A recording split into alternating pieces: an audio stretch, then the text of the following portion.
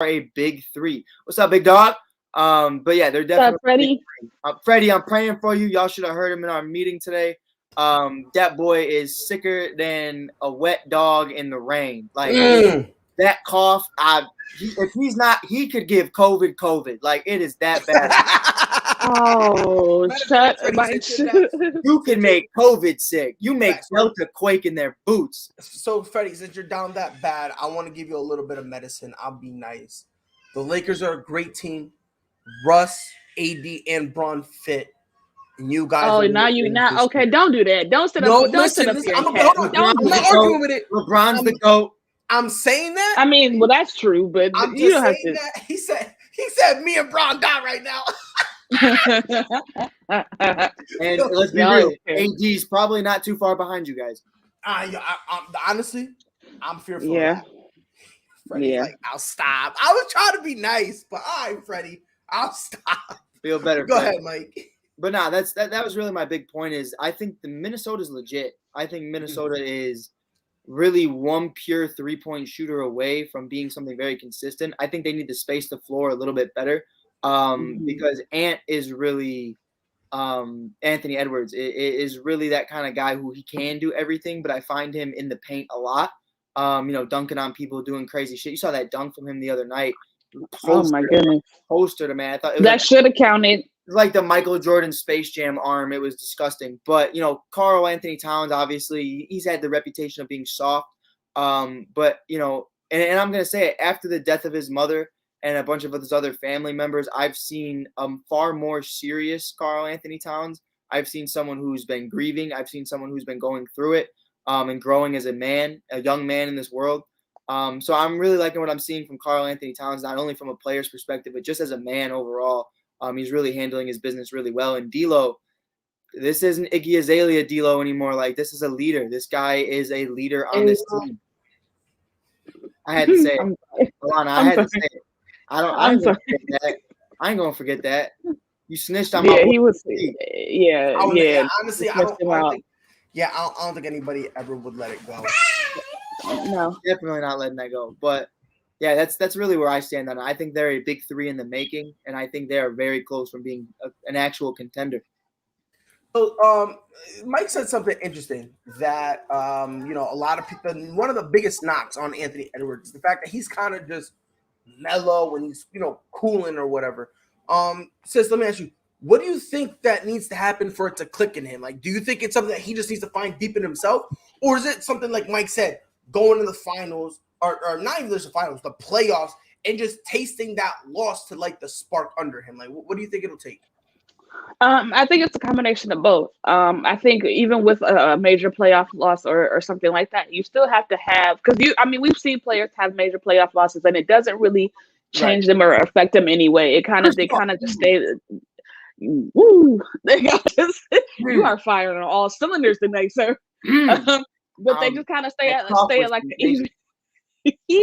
They kind of just stay at like an even kill. So I think it's a little bit of both, because I think when it comes to situations like that, you have to pull deep within yourself to pull that out. I think that he has to maybe realize his potential, because at the end of the day, and this is why I posed the question, is because from what I've seen of him, even with that attitude, and the same with LaMelo, like they both are just naturally gifted. Like they just naturally have something about them that makes the game so easy. Like it just makes it just flows so effortlessly. They don't really have to try too hard. They don't have to put too much effort. And I think sometimes that's a gift and a curse, because when you're just naturally gifted in that way, you kind of don't have that same mentality, because it's like, I roll out of bed and I can do this. Like I don't need to, you know what I'm saying? So I think there has to be a combination of both of the things. I think a major playoff loss, I think depending on how he takes it, can help.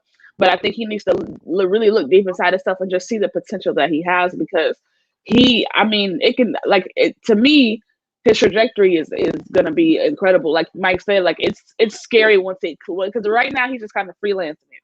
But once it really clicks for this guy, like it might be trouble. Like, you know what I'm saying? When he's able to put a consistent jump shot behind just the pure athleticism that he has, and he's able to space the floor a little bit more and not just be as I wouldn't say he's one-dimensional, but he has moments where it's just kind of like his main goal is just one thing, and it doesn't really expand outside of that. But once he's able to put all the pieces together, it's scary because I mean he's tall, he's athletic, he's quick, he can play defense, he's not afraid of the moment, he's not afraid of anything, honestly. So I mean, if he's able to make it work and put it together and get a little bit more work ethic behind him, it's scary what that guy could be, honestly. Yeah, just also throwing it out there. So LeBron James, he's gonna be out for at least 10 days. Yeah, so it's actually gonna be 10 days unless. So he's in the COVID protocols right now. Oh, yes, he's in the. That's why. Freddie said me and Brown down right now because he's in the protocols. The only way that he'll be able to go in sooner is if he gives 2 negative tests in a 24-hour span. So if he has 2 negative tests and within the 24-hour span, he'll be able to go Brian in. He worth $1 billion. Pay that money, Brian. Do what you gotta do. Pay that money. Nah, Brian, stay home. Stay home, Brian. Look, man. Look, I'm telling you this right now, man. Brian, if Brian do that and he comes in and the next year the league got to shut down again, I'm telling you, bro. People forget. Oh yeah, remember what Rudy Gobert? That's true. Number one, dudes was making jokes talking about sending him back to France. They was talking about the government get a hold of him and have him and use Rudy Gobert to for biological warfare. They were making all these jokes. Imagine for LeBron. LeBron will never live it down. What? He will never live it down. I do not pity Rudy. Rudy was kind of an idiot, but and he was oh my god, he was touching all the mics. Oh my goodness. But for Anthony Edwards, I will say this. I like him. I believe he should have won Rookie of the Year. That's just me. I'm gonna tell you this right now. Anthony Edwards is a stud. I'm gonna tell you this right now. He can do everything LaMelo can do, but better. And I genuinely believe that in my heart of hearts.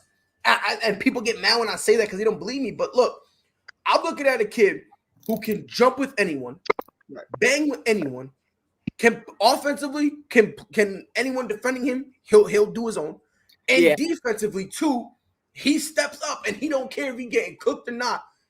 For a fact, he's going to give you everything he got every single play. I don't think he's a better passer or anything though, from LaMelo Ball standpoint. No, I'm in the minority. I'm in the minority when I say this. I don't think LaMelo Ball is that phenomenal of a passer. I think he's a solid passer, but I don't think he's as great as people make him out to be. I'll be honest. I think Lonzo is a way better passer than me. No,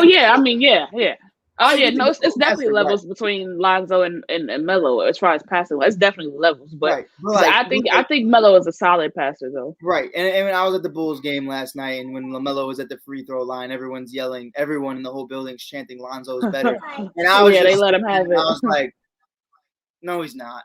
I'm not gonna say that. We're not gonna lie. We're not gonna lie here and say Lonzo's better.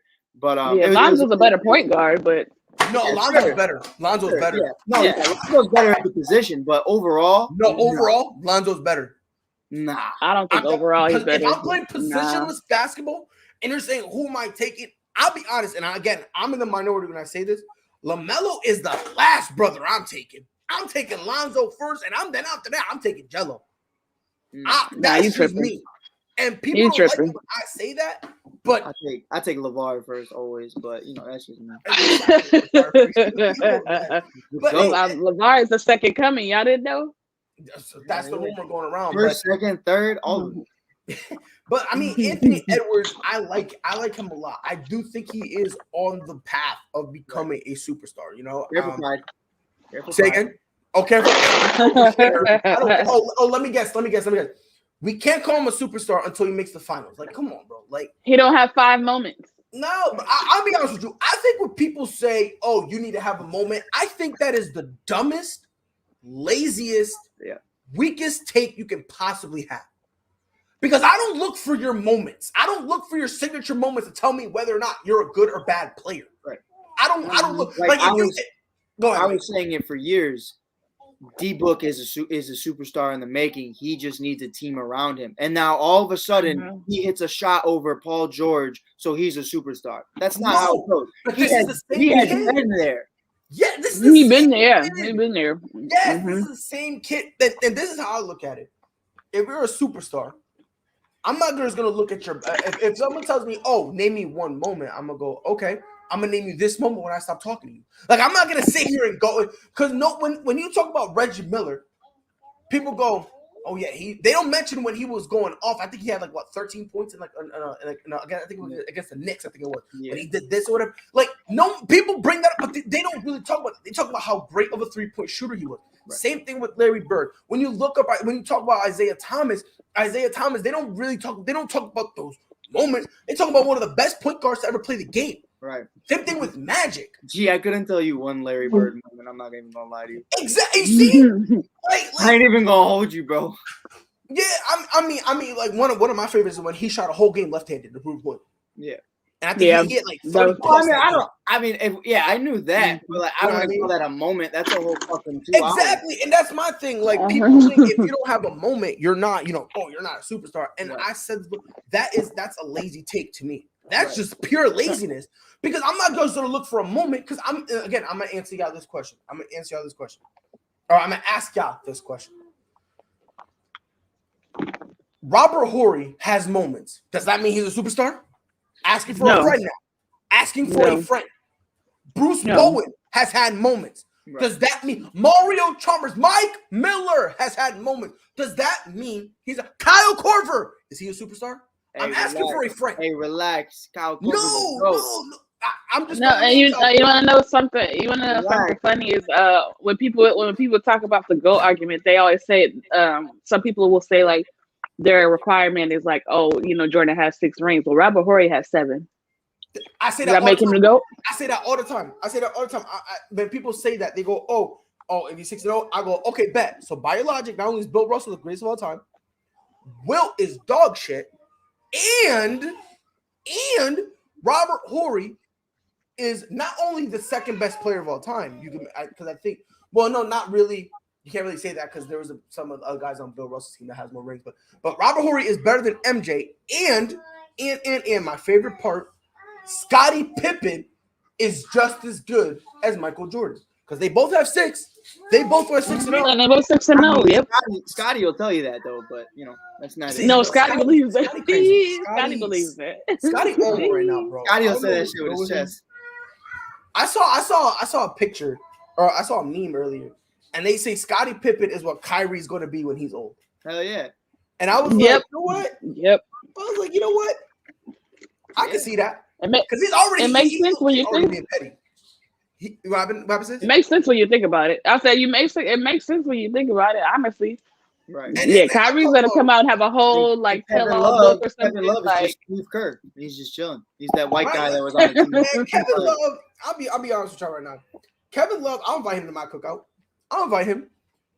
100%. I love Kevin Love. Look, when Kevin Love was getting yelled at by everybody and he took it on the chin like a champ, I always looked at Kevin Love. I was like, you know what? They blaming my guy K Love, but you know what? That's my guy right there. I fucks with you, K Love. I don't want you on my team though. I'm saying you can bring him to the cookout prize so I can jump off the top rope and elbow him in his neck. Go ahead, bring him to the cookout. No. I got Kevin Love. I got smoke for Kevin Love. In Cleveland, he took a lot of shit.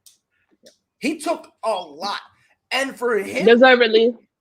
You said what? Some of that was deserved. So no, don't get it twisted. Some of it was. Don't get it twisted. Some of it was. But there was also some where he didn't deserve the flack. It was, you know what I mean? Yeah, I give you that. You know what I mean? So I felt like every single time like they the lost, concussion shit, Kevin Love's got a concussion. He should be playing. I was like, well, no. Yeah. Probably shouldn't shake your brain around when you're damaged, but go off, sis, I guess. Yeah. They were like that. They were like, go off. Bro, they were slow. They were like, oh, he's not tough. I'm like, bro, against the Celtics, he literally had his shoulder snatched out. Oh, well, I would have played through that. Bam. Bro. No, the hell you wouldn't have.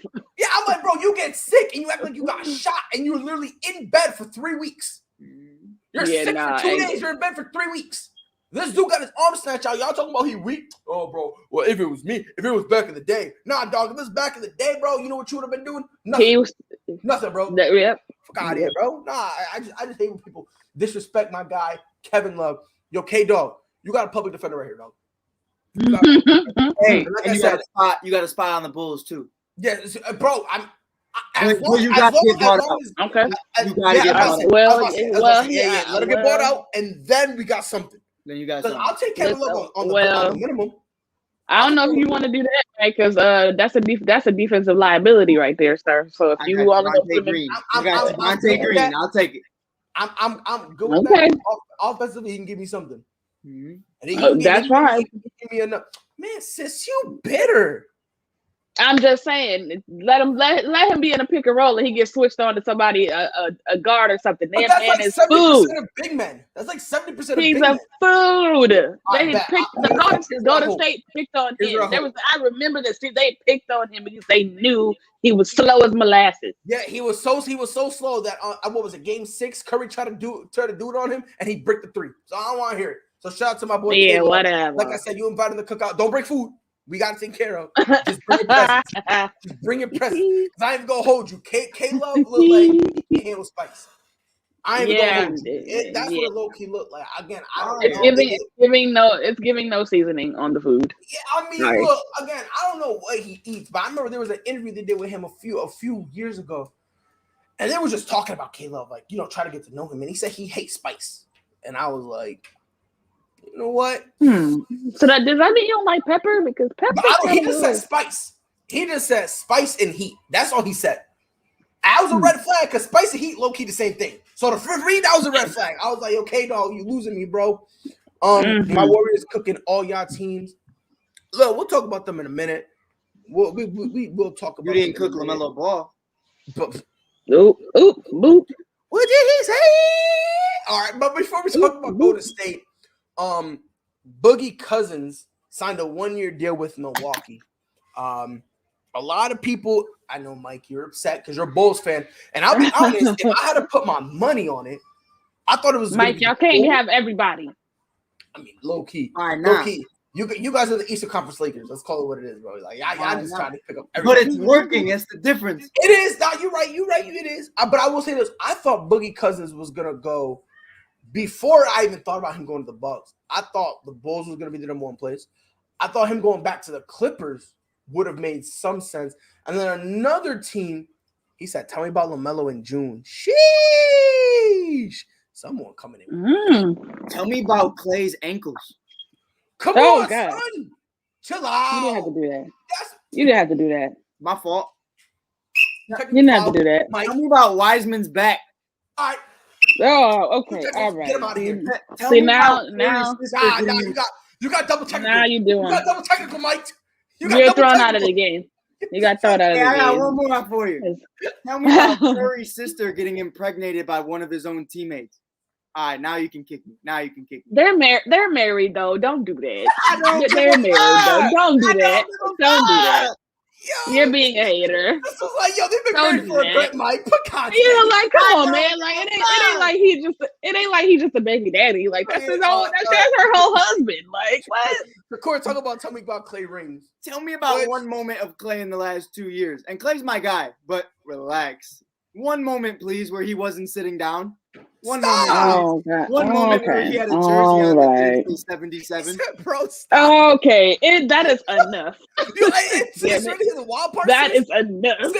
Sis, you ready to hear the craziest part about it all? I'm the biggest. Mike said that Clay could win MVP. He's pulling for Klay Thompson. I am. And he's violating the best out of him.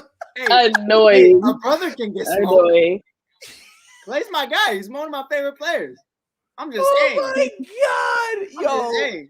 Yo, Mike, you killing me right now. Clay did not. He didn't deserve that. He didn't deserve that. Nah, Clay just chilling, bro. By the way, I don't know if y'all know. Him and James Wiseman are on the Santa Fe Warriors, which is their G League affiliate. Bro, I promise you. They're there to kind of rehab and get back and gain shape and all that stuff.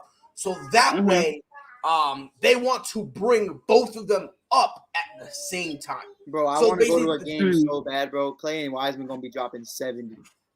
I'll be honest. Yeah. I think Clay's first game he might be a little rusty. Oh, I mean in the G League. Oh, in the G League? Yeah. Bro, they selling out G League tickets. I don't care what no one says. They selling out G League tickets. Wait, are they gonna actually have them play in the G League, or are they just rehabbing? So the thing is, they're in the G League on a rehab assignment. Oh, Right. So, got it. so Got in it. baseball, when you get injured and you come back, Mike, you probably know about it. When Chris Sale, he had when he came back from his injury, they put him in the minor leagues. Now, a lot of times when a guy, and this is something I also want to touch on real quick, because a lot of people have been violating Clay and James Wiseman, saying that they're scrubs because they're in the G League. The NBA should do this more often. They need to stop playing with Klay Thompson because that man is about to come back on some shit. But here's what I'm saying. The league should do this more often. When a guy comes back from an injury, put him in the G League for like a month so he can rehab and get back in shape. So then when you elevate him back up, now instead of him having to learn not only on the court, trying to get the win, and also making sure, do I trust my body, put him in the G League. No one and this is just a common fact. No one cares if you win in the minors. Right. They don't care. You know what I mean? It's just more along the lines of what do you do? Are you evolving your game, et cetera, et cetera. So I feel like they should do that more. They should be having guys who come back from I said that about Kobe White. Like it was one of those things where Kobe had that off-season surgery and he's coming in. And in 5 games he averaged, he literally had a total of 2 points. I was like, bro, get his ass in Windy City Bulls. Go chill out there for get some confidence and then come back. But you want him to feel it out, get back into the game. Nah, fuck that. Go to the G League and shit out. I'd rather put him in the G League. Because the thing is at the same time, if you have him feel it out, and guess what? He all of a sudden he don't look good. You put him on the bench. Now what is he doing for you? Nothing. If you want him to feel it out, put him down there. Let's see how it works. But that's always been my thing. But yeah, they're actually gonna play in the G League as part of their rehab assignment to kind of. That way they could be better. They're only going to be there for a couple weeks. Yeah. Because right now it's the 30th. And like I said, around, like, Clay's supposed to be back, I think, like, the 3rd week of December. Yes, sir. So, right. So when he comes back, they kind of want James Wiseman. And he's going to win MVP with them ankles. But you literally was just you're violating. But, sis, let me start with you. What do you think Demarcus Cousins can bring to the Milwaukee Bucks? I think he gives them more size inside. I think he helps their offense because not only is Demarcus Cousins a big man, but he is also one of the better passing big men in the league when healthy, at least. So I think that helps as well. That kind of relieves a little bit of pressure off of Giannis because they can't collapse on him anymore because they have somebody on the opposite side of him. Or I don't know if he's going to start in that, so I guess we'll have to see with that. But they just have more size, more physical presence in the paint, and then helps with their defense as well. So it's not all on Giannis to be their defensive anchor. I also think he brings just veteran leadership, and being that he's been around so many teams, like he was around the Warriors and he was with the Lakers for a moment, and then you know what I'm saying, he had he's just been in different scenarios where he's been around winning franchises, so he can. I mean, granted, the Bucks they have their championship, but you can never. It definitely helps to have somebody that's that's accustomed to being around winning franchises. Right. But yeah, so I mean, if he's able to stay healthy, I do think that he brings positive energy for them. He can score. He also can create his own shot, so you don't really have to force anything to him. He can kind of make things happen on his own. But we'll see. Yeah, Mike. Demarcus Cousins. Obviously, the last time we saw him was with the Clippers, and he kind of was doing his thing. He didn't have a lot of opportunities, but the few times they gave him the opportunity, he kind of did his thing. He kind of showed that he's still worth something and he can still bring something to the table. Right. So in terms of that, do you think there's a specific role? Like, do you think he'll be the everyday starter? You think he's looking more of the 6-man role? Like, what role do you think that Boogie Cousins is going to have? I think Bobby Portis and Boogie Cousins are going to have a very interesting role together. I don't know if it's going to be them rotating between the starting position and not. I could see them coexisting. I think that makes you have a very big front. I think that's a very, very good rebounding team. You have Giannis, obviously, Bobby, you have Boogie. I think that's solid. If you could find a way, because people forget Bobby isn't just a center. Bobby played a lot of forward in Chicago. And he does it at a very high and effective rate. So, if you definitely can get away with that, I definitely think there are going to be matchups and situations where they can thrive together. But I do think it is going to be a lot of just him and Bobby Portis kind of leaning on each other because neither of them can relatively stay the healthiest.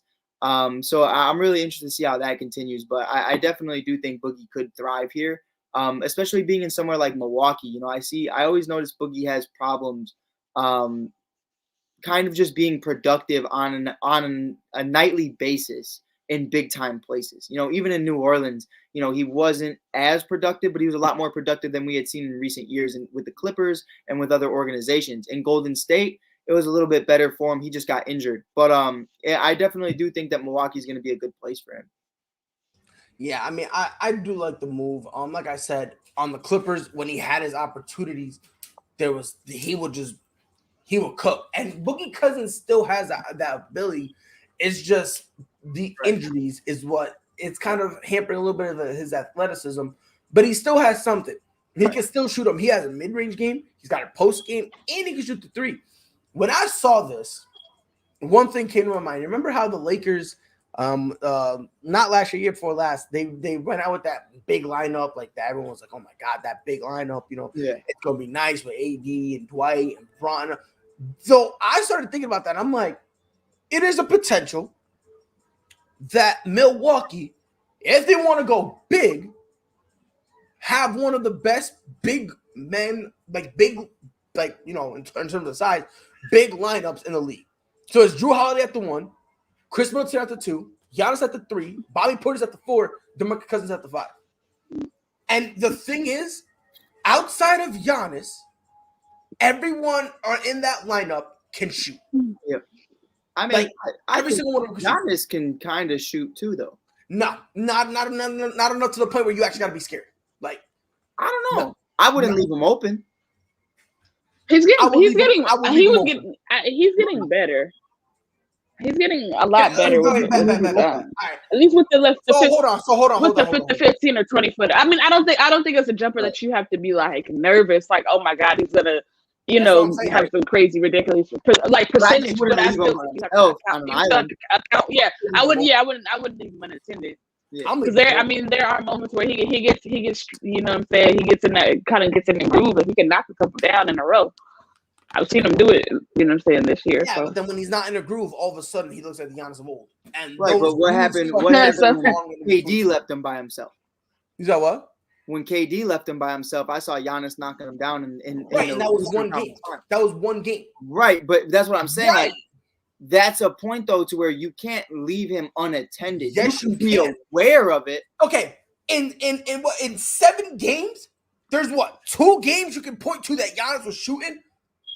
So that leaves 5 that the guy was shooting and was dog shit. Pride, are you talking about moments now? Yes, I'm talking about moments. I'm talking about moments that make or break. Now we're talking about moments. This is all I'm saying. Victor has entered the chat. I'll be honest. I just don't think right now. I don't think you still don't have to respect it. Yeah, like right. Earlier this year, I don't think you have to. Earlier this year, they were giving him wide open shots and he was still breaking them. Right. You know what I mean? So that's what I'm saying. As of now, you don't have to. Now, I've said this before. Is he getting better? Of course. But if I go to sleep 5'5" and I wake up tomorrow 5'6", guess what? I'm taller. But that doesn't mean I'm a giant. Right. See what I'm saying? Yeah. So and that's how I look at it with Giannis. Like, is he getting better? Yeah. I'm 5'9". I'm 5'9". Yeah, I'm like 5'9". I think I'm like 5'9", 5'10", something like that. I'm gonna go 5'9" because I'd rather say I'm shorter than taller. 5'9" on a good day. Yeah. On a great day, I'm 5'11", boy. You feel me? I put my shoes on, and then I put the insoles in, and then I put some toilet paper in there too. So I may get a little extra lift. You gotta do what you gotta do. Yeah, on a great day, yo, boy, looking like 5'6", so I take my shoes off. But excuse me. Giannis shooting is improving, but not enough. You got to work exactly, and that's all I'm saying. I believe. And by the way, I love boxing, bro. So if you have any questions whatsoever, feel free to drop them. Boxing and MMA. If you have any questions, drop them. I'll answer. I won't be too long on it because I don't want to waste too much time. But 100%. Chris said Boogie won't start though. If he does, he'll only get a few minutes. I think he'll start only for injuries.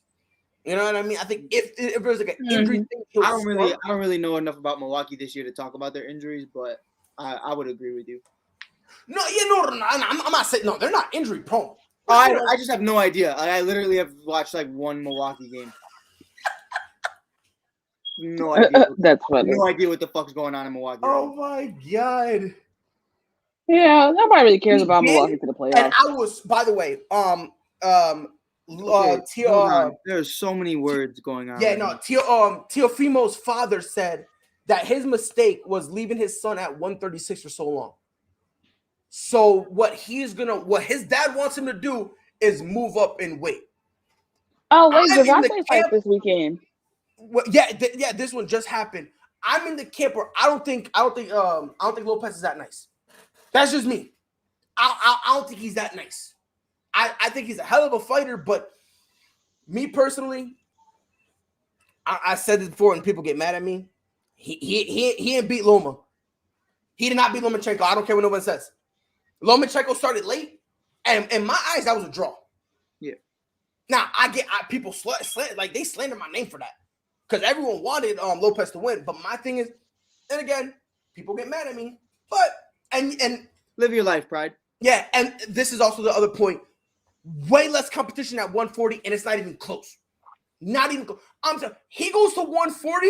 People gonna look at him like the way we look at Canelo. But Canelo going up there and he's just wiping out divisions. That's how people gonna look at him. Right. And they're gonna ignore the fact that there's hardly any competition. Big dude, small frame. Yeah. Right. You know what I mean? Big dude, small pond.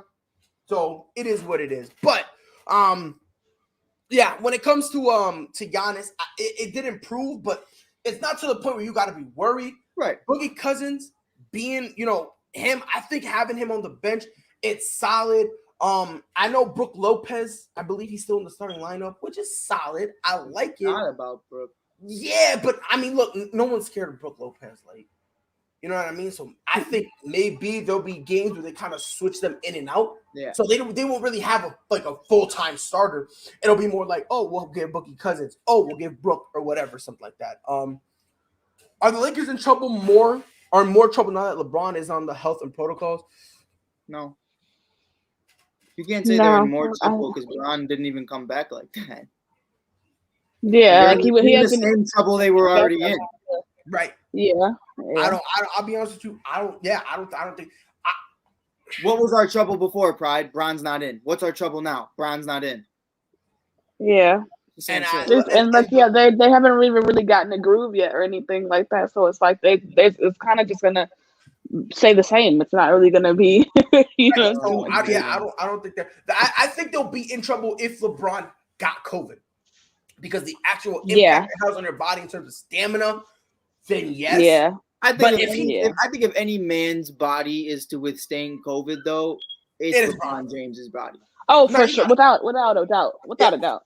Yeah, 100%. If there is one guy who can, get COVID. Now J.R. Smith, I'm scared for you. I'm scared for you, brother. You know what? No. Depends what JR I get. If I get shirtless JR, COVID ain't doing nothing to my guy. Yeah. If we get Henny JR, he's good. He's good. Mike, I'm gonna steal a joke from you. Shirtless JR gives COVID. I'm gonna steal your joke. Shirtless JR. And matter of fact, shirtless JR with Henny, unstoppable, bro. Don't get Delta. Untouchable. He got Delta. Facts, I'm telling you. But Raider, you were talking about your beloved Golden State. They have been literally on fire. Right. Feel me? They're just clicking literally on all cylinders, and they're not even 100% healthy. That's the scariest part for me. They're clicking. They're bulldozing everyone. Mike, is it fair to say that the Golden State dynasty is back? I don't think it ever left. I never thought it ended. I never thought it was. I didn't realize we had a farewell tour. Because when you look at a dynasty, at the end of the day, a dynasty does not mean you won a championship every single year. A dynasty means throughout a certain period of time, you were a dog. Now, you can look at the Bulls dynasty and you can say, okay, well, 2 3-peats, yada, yada, yada. But when you look at more of hockey, more of baseball, more of other things, with the Giants for baseball, it's every even year. With St. Louis, it wasn't every single year. And you look at it from a hockey perspective, I could say the Blackhawks as well. Which I actually got to live through. It was 10, 13, and 15. But in between those gaps, 11, 12, and 14 and 16, it was still the dynasty time frame that you just didn't win a championship. Now with this, we're still talking about all the way from 2015 to 2018, 2019, they went to the finals every single year. They won 3 championships, and then 2 years they kind of didn't. They didn't do much. They made a playoff appearance, in 2020, so that was cool. But they just didn't get the bag. Now, if they win a championship this year, the dynasty is continuing because you only had a 2-year gap where you didn't, and you had 5-6 straight years or however long it was. I'm horrible at math, of going to the finals. So it's definitely one of those things where if you go to the finals again this year, the dynasty lives on. Now, if you just go to the playoffs this year, it's going to be going into year 4 of not going to the finals. That might be a question of, is this going to become a different dynasty than the original dynasty when they were actually in Golden State, or is this going to be the San Francisco dynasty? Now, I feel like right now you're still in that Golden State dynasty, but if you don't make it this year or even get close to making it this year, I would say you might be entering a different era of Golden State basketball, even if it is still Curry and Klay. At the end of the day, though, I would say as of right now, the dynasty never left. Just kind of got paused. Okay. All right. Think about real quick though. Think about the Jordan retirement thing as a perfect example of that. And Damian, mind your business. But it's definitely it's definitely. You said one thing about JR.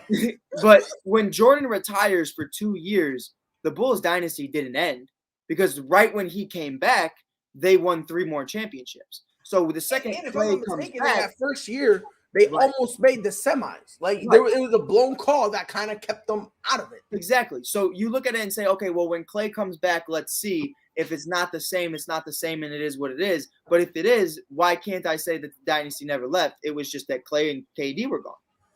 I mean, and honestly, like I said, that's a good point, sis. Let me give you a little different question. So Mike basically said if they make the finals, you can say the dynasty was never there. Let's say they only make the playoffs. Let's say they get bounced. Let's say the worst case scenario for the playoffs.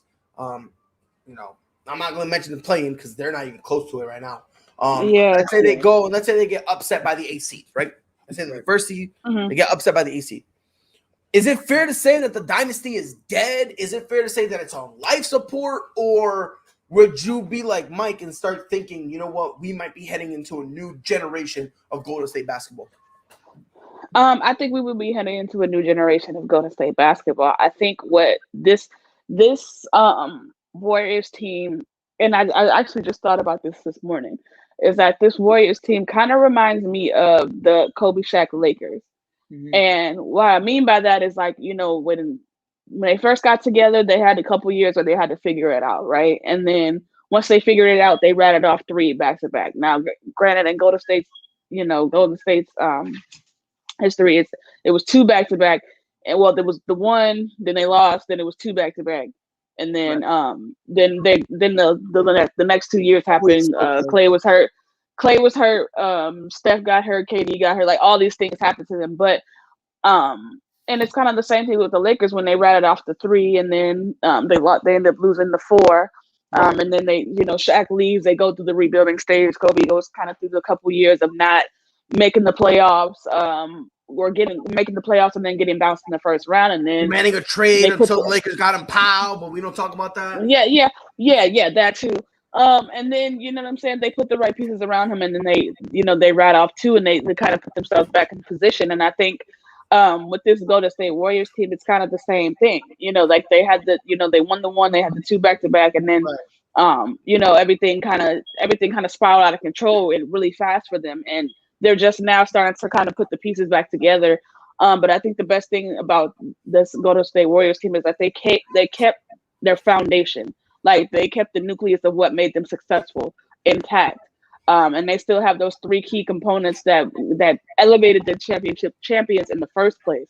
So I think that it'll be if they do end up getting, even if they lose this year, and then let's say they come back next year with the vengeance and they end up winning, I still think it's just a continuation, because if you look at it within a 10-year span, they have 3, you know what I'm saying? They have 3 rings, or even like a 7 or 8 year span. They have 3 rings, you know what I'm saying, in that span time. So if they're able to rat off another, or maybe even 2, then, you know what I'm saying, you got to consider that to be a part of a dynasty, you know what I'm saying, or just a part of their dynasty. But I don't think that the dynasty ever left, honestly and truly. I think they just kind of went through a phase where Everybody got hurt. They were kind of rebuilding because they lost a main component in Kevin Durant. Like it was a lot of moving pieces and things of that nature. And they played a lot of basketball in like 5 years. You know what I'm saying? So it was only a matter of time before there was going to be a breakdown or a drop off. But I don't think they ever left either. I think they just had like a 2-year like a little 2-year layoff, and then now they're back in the swing of things. Yeah, I look at it as, if you look at this Golden State team, it's kind of like a car, right? Right. Eventually, it's gonna need maintenance, whether it be brakes, change, whether you gotta replace the engine. And while you're doing all that maintenance, guess what? You can't use the car. Yeah. You know what I mean? Yeah. Obviously, they lost KD, but even without KD, you lost Clay. You know, Steph was in and out with the injuries. Then at the same time, you're trying to get all these new kids to, kind of step up and fill a role. You know what I mean? And I think a lot of all that stuff was happening all at once to make it seem like the Warriors were down bad. And honestly, I'm with you guys. I don't think the dynasty ever left, because I'm under the impression if you win, just because you don't win every single year doesn't mean you're not a dynasty. Like the Miami Heat, for those 4 years, was a dynasty. For those 4 years, they lost the first one in 2011. They then repeated, they two-peated, and then they lost the fourth one. But that was still a finals. That was still a dynasty, because you were still in there. You were still, even if you want to say, and I've heard people try to say that the Celtics, the 08 Celtics were a dynasty, because no, I don't think so, because I think in order to be a dynasty, you need to win at least 2 rings in 3 years. Right. I think if you win 2 rings in 3 years, sure. But the argument people are saying is because they lost once and then went back to the finals the second time. Right. They give that Celtics team so much for winning one championship. Like, they get so much for one championship. Right. And again, I'm a diehard Celtics fan. Right. And look, that year I loved it, but I'm in the minority when the Celtics fan. But I don't think that was a dynasty. I think it was a hell of a year, but I don't think it was a dynasty. Right. Unrelated though, the Dodgers, are they a dynasty right now? The Dodgers? Yeah. No way. Fuck no. That's what I said. Yeah, no, fuck no. Because you won 1 ring and you lost 2 in the series. They're like, oh, but they went. No. And I'm like, I don't care if you went. You didn't win. That's why I think Miami and Bron, to me, still wasn't really a dynasty the way you think about dynasties. Like, 2 rings is cool. You went to 4, but you didn't win enough as you should have. You know what I mean? Yeah, I mean, no, don't get it twisted. I believe, I'll be honest with you. It's got to be 3 or more to me. You think so? I think it's got to be at least back to back. If at least a back to back. Like if there's a back to back in there, I could give them that. You know what I'm saying? As far as like the whole dynasty That's thing. the only 2 I'll give. If it's that. Yeah. Okay, so let's say it's like 3 in 2 years. So let's say it's like let's say the Warriors had won, lost the second meeting, and then the third one they won. I'm gonna need another one. You gonna need so you're either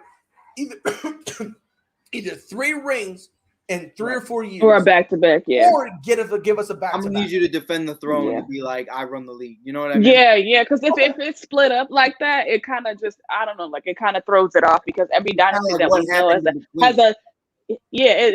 every dynasty we know it has at least one back to back there, or more. You just in like 4 years. So let's say there's like an 8-year dynasty and they won like 4 every other year. Do y'all still call that a dynasty? That's 4 dubs though. Right. Okay. Got you. Okay. So you're thinking you can give us 3. Right.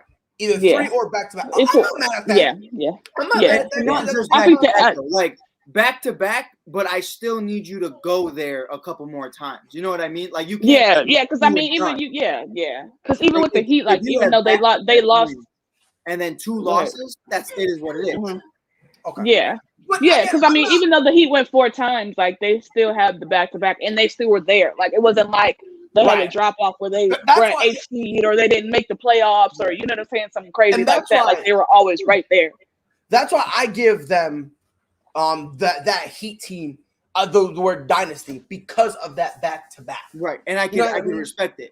Yeah. This is not my traditional back to back. Yeah, no, but I do get what you're saying, Mike. Where like even if you don't get the back to back, if you're getting at least 3 rings and you're kind of showing some sort of consistent presence where like, we're not getting blown the doors off, you know what I mean? Like we're still around. I do get that. Like I look at the Blackhawks. All right, 6 years, you had 3 rings. Now none of it was ever back to back, but half of those years, 50% of the time, you won a championship. So I look at this one.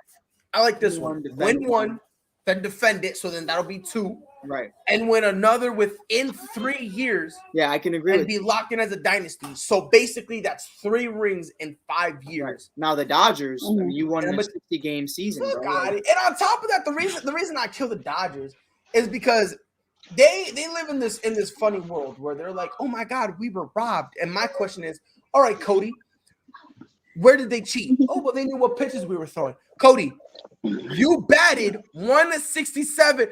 What up, little ones? It's a trifecta. There's 3 of them. What up, little homie? Yes, sir. Yes, sir. Get out the camera. Like, what are you doing? We was vibing. We was cooling, bro. He took off. Yeah, he did though. He know what it is. Man, bro. But yeah, I mean, I think that's like the best one. Where it's 1 year defend it, or 1 year win it, defend it, which is 2, then win another within 3 years. So that's 3 and 5 years. I think honestly, I have no debate with that. You know what I mean? Because my thing with the dynasty, it's okay for you to have your down moments. I'm okay with that, but you need to have more ups. Like you know what I mean? You need to enough. Where at least have it even out. Yeah, exactly. So yeah, he's like, yo, got the shorties. I got one right here. I got to here. Yeah. Mm-hmm. Oh man, keep it in basketball, and it's kind of in Golden State. Steph has been mad as shit. I say this joke all the time. Someone says something about his wife or his kid or something. This dude's been mad. By the way, I was watching a game a few days ago, and he was yelling, and he was flexing. And I'm like, and beat his chest, yeah. Bro, I was looking, I was like, wait a minute. I saw that. I was like, yo, Steph, you lift weights? Like, what? Like, yo, he got swole now, yeah. I used to be like, yo, I'll beat up Steph. Like, I kid you not, I always, if there was a question, is there any NBA player you can beat up? And I always thought I could beat up Steph. Right. I see Steph now, and I'm like, hey, yo, what was I thinking? Like, was he always this yoked, or did he always? Nah, he wasn't though. He wasn't. Okay, I just want to make sure I wasn't bugging, yo, because all of a sudden I'm rubbing my eyes, and he's like, just going like that, and I'm like, wait a minute, like you Diesel's a mug, bro. Like, how you do that? But $1 million question. I'm gonna start with you, Mike. Is the MVP award right now just a 2-man race between Steph and KD? No, girl. Yeah, I mean, honestly, yeah. I mean, I'd love for it to be like, okay, DeMar DeRozan's in the conversation, and because of what he's doing in Chicago right now, and he definitely is. But it's just what Steph and KD are doing from a scoring perspective. And I understand that, you know, to all my Bulls fans out there, DeMar is averaging like 30 and 35 every other night. But there are those nights where he gives you 17. There are those nights that he gives you 20. And KD and Steph they're just chucking the ball like it's nothing, and they're all going in. Like it is what it is. And I feel like they're just on this different level right now. They're both on a different planet.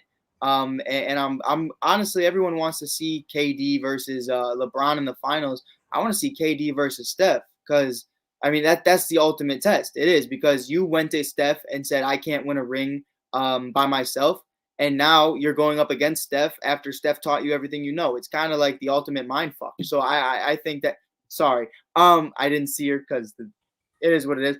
But yeah, it definitely is, though. At the end of the day, I think it's between Steph and KD until, again, 20 games in, until someone else proves to me that they can be that elite guy. I think Giannis is still always going to be in the conversation, though. At any moment in time, Giannis can go off and be in this conversation. Yeah. So sis, let me give you a little different variation of this question. So let's say you were forced to pick somebody other than KD or Steph. Who would you say is the front runner to the MVP award? I'm not mad at Mike's Mark DeRozan. DeMar DeRozan. I'm not mad at his DeMar DeRozan pick, because I do think he at least has to be in some kind of consideration. Just reviving himself pretty much, and how well. And how well he's been playing for the Bulls, and just what he's been and what he's meant for that team so far. So I mean, I'm not mad at DeMar DeRozan being the third option. I think it's still a wide gap between KD, Steph, and then DeMar DeRozan. Well, DeMar was the worst free agency signing in all of 2021. and now he's looking like understand. I don't understand that either. Like I was like, it was just hate. That's what I'm assuming, because look, when I saw him, I'll be honest, I didn't think it was gonna be ground shaking, but at the same time, I didn't look at it as a stupid move. Like, right. No, I was like, or Laurie marketing, so I was like, right, yeah. In terms of both, that really was the options, and I'm like, well, no disrespect to Laurie, but I'm taking DeMar DeRozan 11 out of 7 times with like, you know what I mean? So I don't understand why they said that.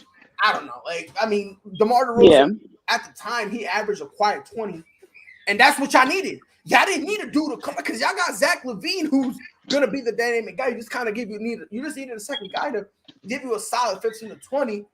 So I don't know where all that hate was coming from, but go ahead, sis. Yeah, but no, like I said, I think there's still a wide gap between the three. But I think that it's definitely between Steph and KD for me. I said this at the beginning of the year. I felt like Steph just has a different fire in his eyes. I don't know, like Brian said, I don't know who pissed him off, what they said, but whatever it was, I think honestly, that people were kind of writing them off because they didn't have Clay, and kind of felt like he couldn't be that catalyst and couldn't be that leader. And I think he's on a mission to prove that. Right. And plus there was also the talks of the dynasty being over. Let's be completely honest. In the media, they were kind of pretty much putting the nail in the coffin with Golden State, and it was just supposed to be Brooklyn and LA. So I think Steph was kind of sitting back like, well, wait a minute, y'all forgot that this is what I like. You did you forget what I do? And how, you know what I'm saying? Like, I'm a perfect, you know, like I'm a perfection. I do this, like, you know what I'm saying? I've been at the top of, you know what I'm saying, the top of the league for the last couple of years. Like, did y'all forget that? And I think that's kind of where his motivation lies. I even think it's a wide gap, between KD and Steph, because I feel like Steph has just been on a different planet right now. Like, KD is gonna be KD. Like, he's gonna put up his numbers. But I think Steph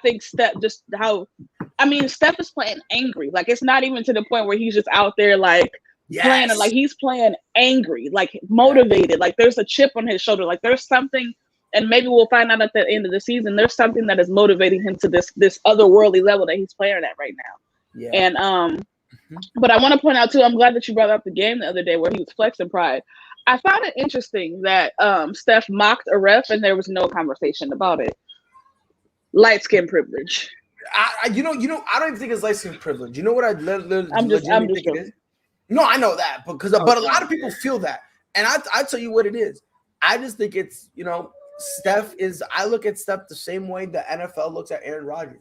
He could go and kill someone on the court, and no one will say anything because, it's cute and adorable Steph. It's that baby face. Well, Aaron might have lost that title. I don't think so. Oh yeah, with the whole COVID thing. I don't think so. And you want to know why? You want to know why I don't think so? If that was anybody else, they should spend 4 games at least. I'm throwing that out there. And I'm gonna say this again. I would agree with you. Over flat balls, they suspended Tom Brady for what? 4 games? Yeah. Yep. So, she says hi. That's what I'm saying. What's up, mamas? But Mike, I saw this look you were making. I want you to go ahead and address this comment right I don't even want to talk about it. You don't even want to talk about it? Fuck out of here. Wow. Look, I just want the record to go ahead. No, go ahead, sis. Go ahead. Pride. No, Pride, go ahead. I was gonna say something stupid. Go ahead. No, go ahead, say something stupid. I want to laugh. Oh, I was like gonna say I just want the record to reflect that all those kids you see, they are my cousins. I don't have any kids, but I just want to put that out there into the world. I'm a single woman with no kids. Okay, let's just not get crazy here. All right, as you should. You know what I'm saying? I'm just gotta clear that up. I don't want anybody to be like, damn, she got hella kids. Right. No, she don't. No, she don't. On a real note though, like, Laurie was the softest big man that I've seen in a very long time. Like, my biggest knock on Laurie was that he wasn't physically strong. Then he comes back in 2018, 2019, swole as shit. He came back huge. And he looked worse than he did when he was small. And he can't. He's 7 feet tall. You can't put him in the paint. He can't defend. He's not doing anything. He can't stay healthy. DeMar DeRozan being a mid-range god, that is what they call this man. Yes. Why do you not take a chance on DeMar DeRozan? Because Lauri Markkanen, one, the best ability is availability, and two, DeMar has a resume. You know, Lauri really never did anything, and Lauri felt some type of way because he wanted to be the number one option. Then be better than Zach, but you're not. So then step the fuck off. Yeah, and you made a great point. One of the biggest knocks was that he had to bulk up. Right. He bulked up and played even softer. It's like you spent all offseason just working out. You didn't play a lick of basketball. Not 1 second. Right, which I'll be honest, completely and utterly blows my mind because, excuse me. It just blows my mind because, again, the big knock is you need to play more physical. Right. And he goes, okay. He does part of it. He gets bigger, but then when he gets bigger, comes back and all of a sudden just plays softer. Right. And is more injury prone than when he was smaller. Right. What are we talking about? Right. So which all that kind of really comes in. Why are you gonna have Lord? And again, this is a guy who, like you said, he wants to be featured. He's not willing to accept a role like a role. Paid too. Right. He wants to be that guy. He wants to get paid. He wants to be all this stuff. So it's kind of a little weird with him because why are you gonna do all this stuff? Why are you gonna pay him? Why are you gonna give him all this security? Right. When he's not really giving you anything really to work with. Like, you know what I mean? The funniest comparison, and I never really saw it coming, I literally said this guy is Kevin Love after Kevin Love's prime. And now they're both on the same team together in Cleveland. And I think it's the funniest fucking thing in the world. But it is. I was just like, you really just love white men with injuries. Like, you sound so toxic right now.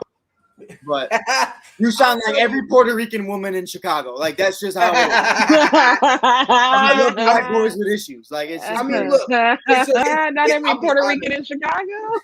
I'll be honest, it is crazy with Lauri because he plays, and again, this is not like Mike, you agree with me here. He literally does play like an older Kevin Love. Oh, and I don't mean an older Kevin Love. I'm talking about this Kevin Love. The Kevin Love that got kicked off of Team USA. Now. Right. Yes, like that's how he plays. He says, y'all making Lauri sound like Simmons. Really? I'm gonna tell you this right now. I'm taking Ben Simmons over Lauri. Simmons any day. Easy. And to me, this is not even close. Right. I'm taking Ben Simmons. I'm taking Ben Simmons 110%. That's just me. But again, I'm also the dude who, Oh yeah. That's without. Yeah, you walked out of the room when Alana brought up Kobe and Shaq era, and I was very happy you missed that. I'm not.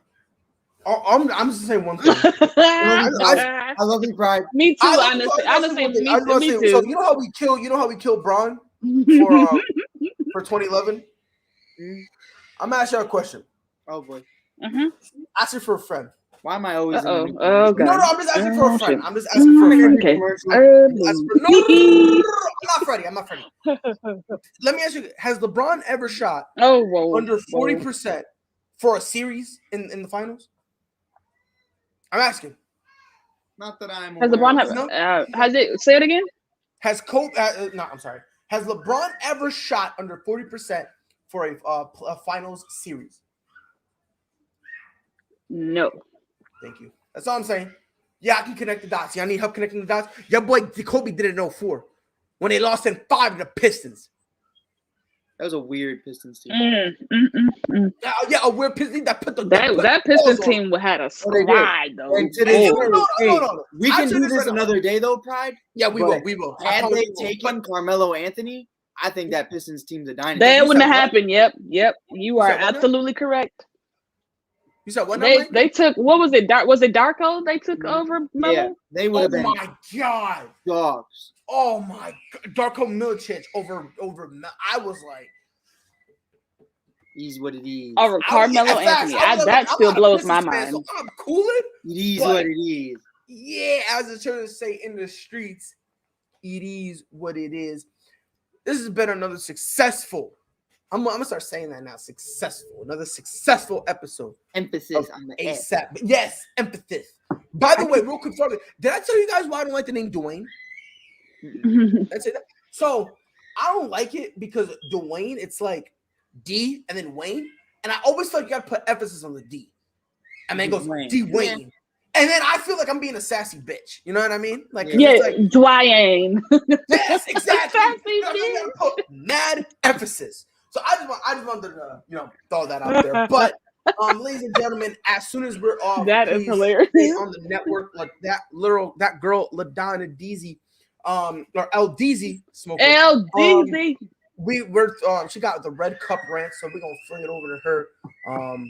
He said Kobe will haunt his. Look, man. I'm leaving it there as it is. Whatever that was, don't say it, Pride. Yep, I ain't gonna say it. But on behalf of Mike and that sensei, it is your boy Pride. And like I said, as soon as y'all stop with us, head over to Red Cup Rants. You guys will love it. We will see you guys on Saturday. Be safe. Whole sports all plays. Yeah. Whole sports all plays. Whole sports all plays. 365, we're making up plays. You talking the game, get you through the days. We're high in the court, the dime in the lane. Variety, topics, living the same. All presentation, sports information. Hitting the airways, taking the nation. Sport all plays, like working your faces. Grace at the field, so tie the laces. All sports all plays.